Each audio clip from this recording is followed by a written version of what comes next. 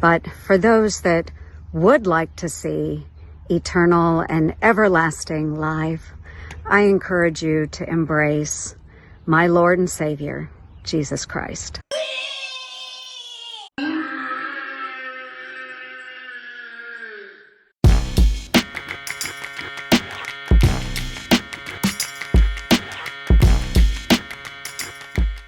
Well, here we go again, folks. We got a bunch of new contenders for Worst Women of the Regime.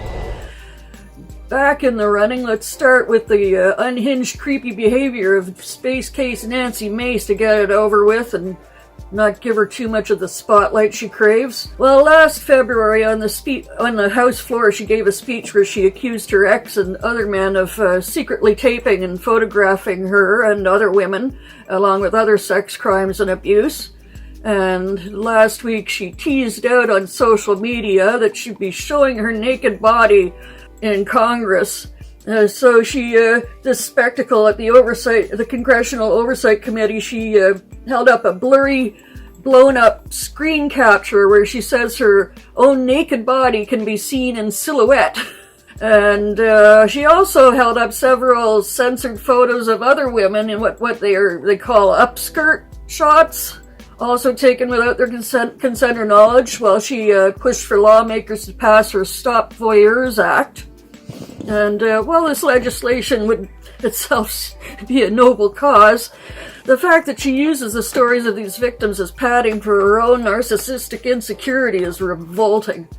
Both her ex, Patrick Bryant, and her former political strategist, Wesley Donahue, are claiming defamation over these allegations, and she's taking advantage of the speech and debate clause to publicly distort and twist facts without consequence. Now the third-term South Carolina representative is setting her sights on the governor's mansion and reportedly been using an army of bots to promote herself.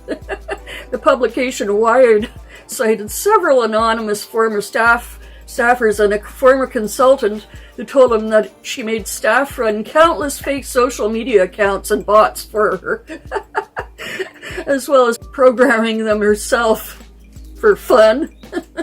According to a staffer, Mace would allegedly order her underlings to identify criticism of her on social media. A slew of fake accounts would then pile onto the offending account. We were congressional staff and there were actual things we could be doing to help the constituents, one said. Next up, we have creepy Karoline Leavitt, who displayed her petulant lack of awareness about the separation of powers during a press briefing after the U.S. Court of International Trade ruled that Donald's tariffs were not legal. She stated, "The courts should have no role here.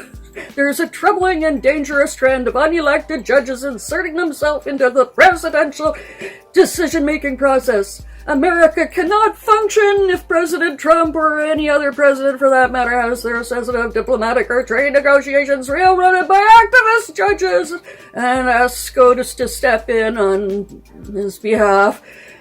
And the U.S. Court of International Trade has a nationwide jurisdiction over civil cases arising from international trade. The three-judge panel ruled that Trump had wrongly invoked the International Economic Emergency Powers Act, which allows him to respond to national emergencies to justify sweeping retaliatory tariffs on Canada, China, Mexico, and dozens more. The Trump administration has been granted a temporary stay of the trade court ruling while they appeal, of course. Leavitt's also named in a lawsuit filed by the National Association of the Deaf, NAD, which alleges that the discontinuation of an ASL interpreter in the press room violates Section 504 of the Rehabilitation Act of 1973, which is a cornerstone of federal disability rights law, as well as the First Amendment and the Fifth Amendment.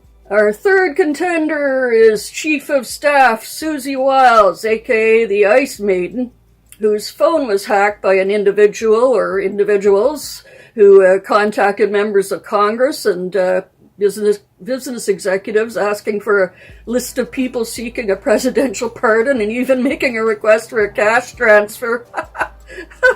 And this isn't the first time something like this has happened.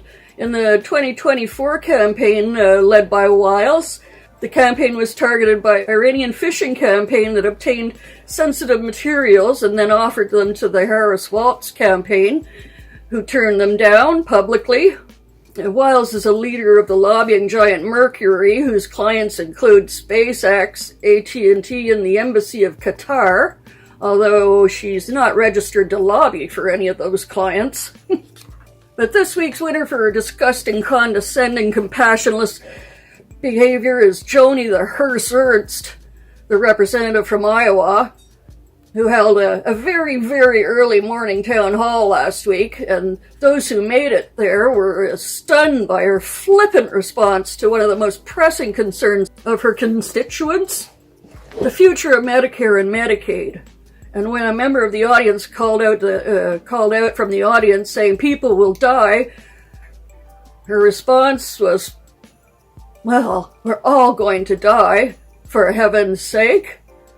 Pshaw. Senator Chris Murphy told CNN, "I think everybody in that audience knows that they're going to die. They would just rather die in old age at 85 or 90 instead of dying at 40. In any other era, this would have been a death blow to any politician's career, but in the true ugliness that passes for MAGA political persuasion these days, she took the outrage even further by posting a fake-ass apology, a video of herself standing in a cemetery where she doubled down on the Grim Reaper imagery and managed to be even more hideous and offensive by bringing the Tooth Fairy into it." Hello, everyone. I would like to take this opportunity to sincerely apologize for a statement that I made yesterday at my town hall.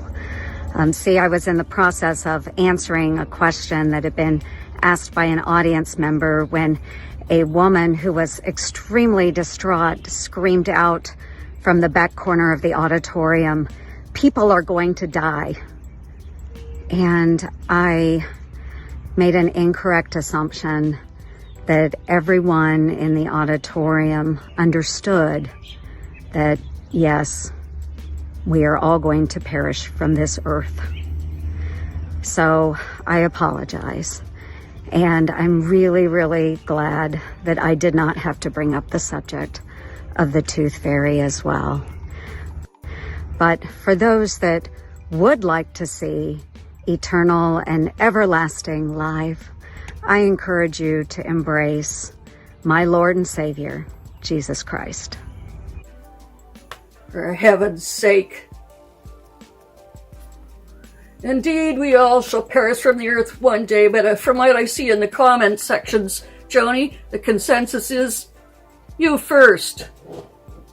See you next Tuesday. Hey, yeah, you. Before you click away to watch someone unbox a tactical toothbrush, let's talk about something real. Political Drain isn't just another content mill. We're a digital front in a very real war. Not with bullets, but with ideas, with action, and with solidarity. We pair urgent news with critical education. And we build community around actual resistance, not the hashtag kind. The kind that moves. But here's the thing. None of this is free. It isn't. Behind every video is time, labor, research, and some weird guy asking if we're going to pay the hosting bill. And yeah, some of that money goes to things we can't necessarily say out loud. If you know, you know. Let's just say our special ops aren't Call of Duty LARPers. They're people making real moves to protect, uplift, and organize. You're not just funding a channel. You're funding a resistance network in a world where capital still calls the shots. Unfortunately, in a system built on artificial scarcity, even mutual aid has a price tag. And if we want to grow, if we want to win, we need your help. We need your help. So if you've got even a few bucks to spare, toss it our way. It's not for ads. It's not for merch drops, but for people making moves in the shadows so others can do it in the light. It's just us and you. So fund the mission, fund the fight, fund the future, because nobody's coming to save us. We save each other. That's how this works. Follow us on all these things you see here, and our link tree is in the description. Maybe even get some merch.